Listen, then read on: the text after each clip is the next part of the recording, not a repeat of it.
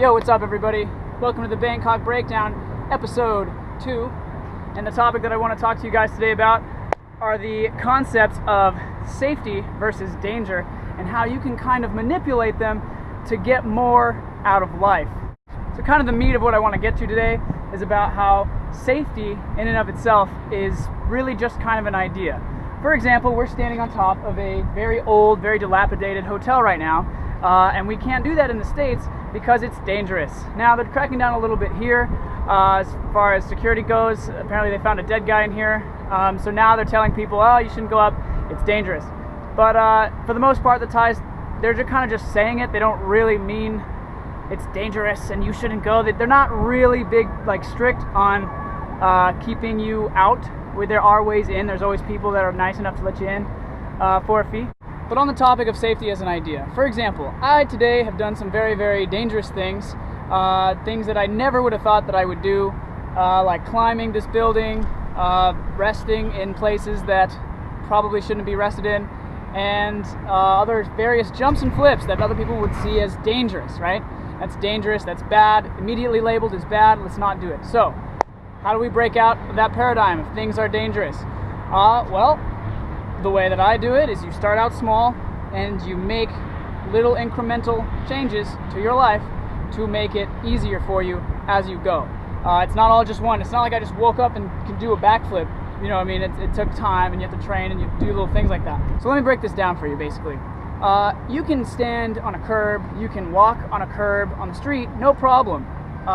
You drive on roads that have two different directions, purely on faith, purely on trust. And if you were to stand, let's say on a curb, for example, in Bangkok, if you're standing on the curb, you're pretty faithful that you're not going to fall off. But isn't it interesting how that changes as you go up in height? Now you're 10 feet, 20 feet, 100 feet. It's still more difficult every time you go up a certain height. For me, I find that there's a threshold of height, and I don't need to worry about it as much. There's like a threshold, it's like I'm going to die, so I don't really care anyway. I'm just here, and this is comfortable for me. But you have to wonder, if it's safe for me to stand right here, just here, right now, it's perfectly safe for me to stand here, why is it not okay for my brain? Why does my brain say it's not okay for me to stand on like a ledge that's down here, right? It's still solid, it's still the ground. There's really no difference other than you're 10 feet up. But if you don't look at how far, like don't look down, if you don't look at it, you don't feel like you're that far. Sometimes, another thing I like to think about is kind of like a squirrel, and like how a squirrel is able to scurry along all these branches and stuff. It doesn't look down, it's purely its world, its reality, its floor, it's where it's grounded becomes that tree branch. So you can kind of ground yourself wherever you are through incremental conditioning, kind of like I said. So you can start out walking on a curb on the street, and then you can walk on a railing, then you can walk on a wall, and then, you know, another 7 years later, now you're on top of a hotel in Bangkok. But yeah, with all that said, just to summarize the main points: safety, concept; danger, concept; tooth concepts, that means that they're a mental construct that you've created and that the people around you have created and you've decided to allow kind of to rule your life. Not the worst thing in the world, because you'd probably be dead.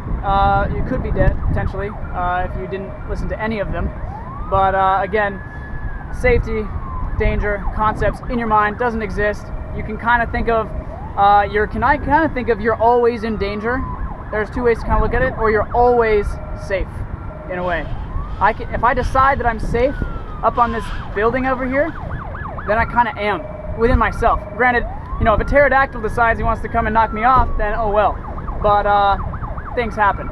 But at the same time, as far as I'm concerned, if I feel I'm safe, I'm safe. So when you're in a dangerous situation, what's dangerous to some is not dangerous to others. And what is safe to some, in the same way, is not always safe to others. Like the boat, for example. We've got boats that move up and down. There's like very minimal railing, so it's kind of easy to fall off. But nobody does, because to them, the Thais, I feel like they're just in a safer place internally. But anyway, and that is just about it. So here was Bangkok Breakdown episode 2, coming at you from Sapan Taksin, the Taksin Bridge, I think. Forgive me, Thai friends, if I said it wrong. And yeah, so with that said, I'm going to crack out of here. It's a beautiful day. It's going to be a beautiful night. I'll see you guys next time.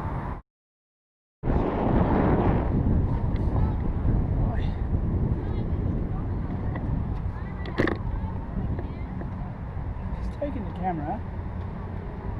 And he's probably not trying to kill himself.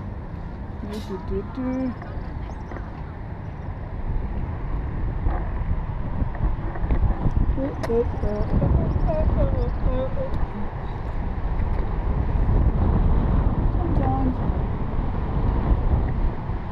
I personally find it helps when I hum. Hum-de-dum-dum-dum. All the way to the store. And here we go.